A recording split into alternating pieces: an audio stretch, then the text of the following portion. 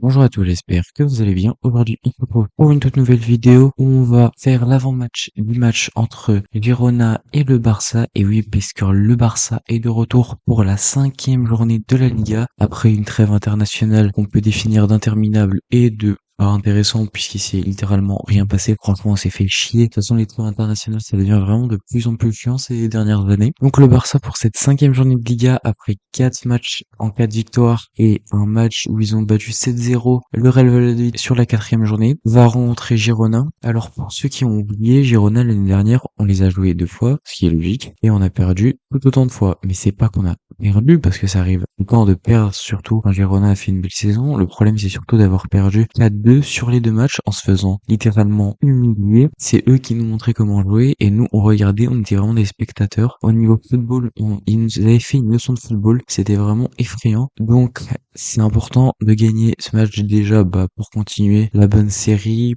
parce qu'on sait que on galère toujours à gagner les matchs après la trêve internationale, mais surtout pour entre guillemets prendre une revanche. Ce serait vraiment très intéressant pour nous. Sur ce match, alors j'ai regardé, selon les informations, il y aura pas Ansu Fati. Moi, Ansu Fati, j'aimerais vraiment le voir parce que Hansi Flick a l'air de l'apprécier vraiment énormément. Et moi, je me dis que si Flick l'impressionne, il peut nous impressionner aussi. Malheureusement, il ne sera pas sélectionné pour ce match. Et il y aura pas non plus Frenkie de Jong. Et là, par contre, c'est un énorme problème puisque Frenkie de Jong, ça fait 3 millions d'années qu'il est blessé. On a l'impression qu'il a les ligaments croisés. À la base, ça me disait qu'il serait forcément de retour face à Girona pour être dans l'équipe, pas forcément dans le 11, mais qui pourrait jouer. Au final, on l'a même pas vu à l'entraînement, donc je ne sais pas ce qui se passe avec Frenkie de Jong. Apparemment, il n'a plus confiance dans les médecins du club, mais là, franchement, c'est plus possible. C'est impossible d'avoir un joueur on n'a aucune nouvelle sur lui, on n'a rien. Donc moi, Frenkie de Jong, je sais pas ce qui se passe avec lui, mais j'en ai un peu marre. Ça fait 500 ans qu'il est blessé. C'est le plus grand salaire du club. Il n'a plus confiance dans les médecins du club. Il ne sait pas quoi faire. Là, franchement, ça devient un peu ridicule. Donc,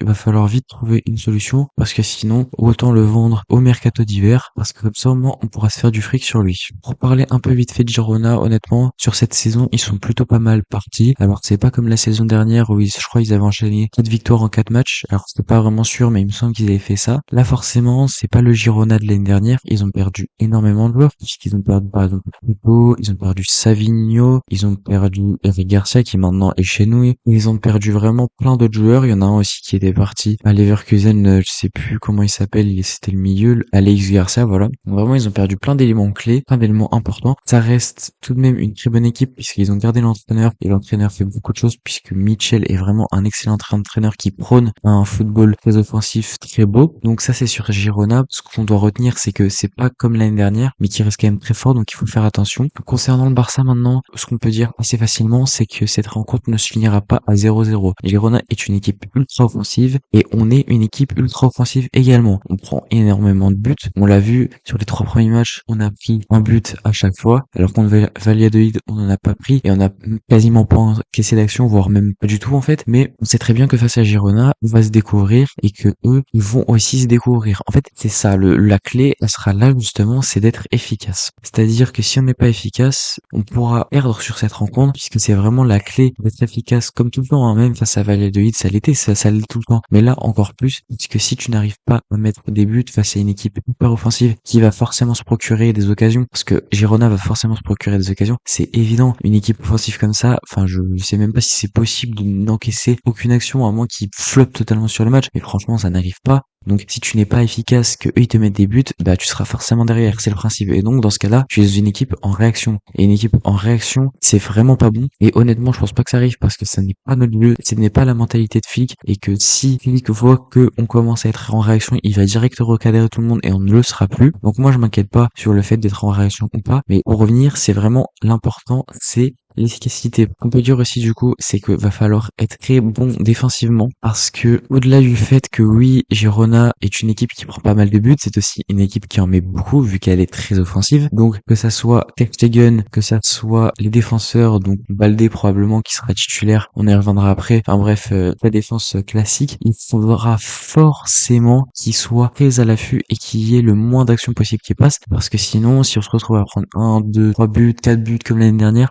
ça ça va être trop compliqué pour nous. Forcément, on est au-dessus, mais il va falloir fermer la défense, qu'on soit un bloc compact, solide, jouer avec le piège du hors-jeu, parce que ça aussi, c'est ce qu'on a beaucoup remarqué. On joue énormément avec le piège du hors-jeu. Attention, parce que là, l'adversité sera pas la même. On parle pas de Valladolid, on parle de Gérone. Donc si on se rate sur le piège du hors-jeu, c'est but. Ça, c'est évident. Et juste avant de commencer avec le 11 idéal, on va juste dire que ça fait quand même plaisir de revoir le Barça. Moi, j'ai vraiment hâte parce que ça m'avait énormément manqué, surtout nous laisser sur un 7-0 comme ça et après devoir attendre 2 semaines, c'est très dur. Donc ça fait un gros plaisir de revoir le Barça. En plus, il y a eu 0 blessé. Ça, c'est important, je n'ai pas parlé. Le Barça n'a pas eu de blessé sur cette trêve internationale, hormis Fermin Lopez. Mais honnêtement, c'est pas le plus grave de tous les internationaux qu'on avait. Certains internationaux ne sont même pas allés à leur rassemblement national, que ce soit Rafinha qui n'a pas été sélectionné, mais il y en a aussi qui n'ont pas beaucoup joué, comme Koundé, comme Pedri par exemple. Enfin bref, il y en a beaucoup qui n'ont pas beaucoup joué et ça fait énormément plaisir. Même Daniel Mon n'a joué qu'un match. On a eu peur parce qu'il se blessait, mais au final il n'y a rien et il va largement pouvoir jouer contre Gérone. Donc ça fait très plaisir d'enfin avoir une trêve internationale. On se sort bien, puisque la dernière fois que c'était arrivé, c'était la dernière trêve internationale, mais avant, je ne suis pas capable de vous dire quand est-ce que c'était, tellement ça arrive jamais normalement qu'on n'ait pas de blessés sur une trêve internationale, vu qu'on est maudit sur ce sujet. Donc voilà, on va passer sur le 11 idéal, parce que pour moi, on a évoqué tous les aspects de ce match. Au goal, bien évidemment, Ter Stegen, on va pas changer, même s'il fait beaucoup d'erreurs, il en a pas fait face à Valladolid. Et là, il a sorti une parade aussi qui avait été hors jeu contre Valladolid, donc peut-être qu'il va se remettre dans le droit chemin. On espère, en tout cas, faudrait être solide, parce que sinon, c'est mort pour nous. En défense, la classique, Koundé à droite, en défenseur central, Inigo Martinez, Koubarsi, et à gauche, Baldé. La défense qui fonctionne très très bien sur ce début de saison, assez surpris de beaucoup de joueurs. Koundé qui est actuellement le meilleur latéral droit sans aucun conteste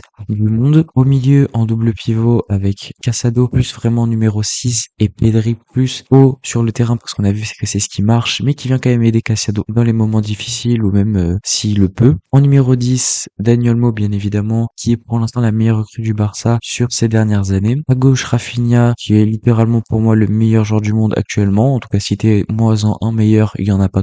Mais après, c'est pareil, hein, en fait, c'est un peu du classique. Je crois que c'est la même composition que contre Valladolid. On finit avec à droite Lamine Yamal et en numéro 9 Lewandowski. J'ai rien à dire de plus. C'est une attaque qui pour moi va bien marcher et qui va forcément scorer. Que ce soit les trois attaquants, je pense que les trois peuvent scorer sur ce match. En tout cas, on verra bien. J'espère sincèrement qu'on va prendre les 3 points face à Girona pour confirmer ce qu'on a vu avant la trêve internationale. En tout cas, moi j'ai bien hâte de ce match. Je précise que le match est le dimanche à 16h15 pour ceux qui ne le savent pas. Oui, c'est une horaire assez tôt. Donc le débrief sera en ligne le jour même vers peut-être aux alentours de 21h, 22h. Il sera assez tard. Mais bon, que voulez-vous, c'est comme ça. Donc voilà, c'est la fin de la vidéo. J'espère qu'elle vous aura plu. N'hésitez pas à dire en commentaire ce que vous pensez de cet avant-match, mais aussi de ce match qui arrive. N'hésitez pas aussi à me follow sur mes réseaux, que ce soit TikTok ou Insta, où je republie des segments de mes vidéos. Si vous voulez aller voir un segment précis, vous allez sur TikTok, Insta ou même YouTube Short, il y aura les segments. Vous pouvez aussi me suivre sur Twitter. En ce moment, je suis vachement actif, donc n'hésitez pas à venir. On peut développer un vrai truc là-bas. Et n'oubliez pas surtout de liker la vidéo, de la partager, de vous abonner, d'activer la cloche. Et moi, je vous dis tous.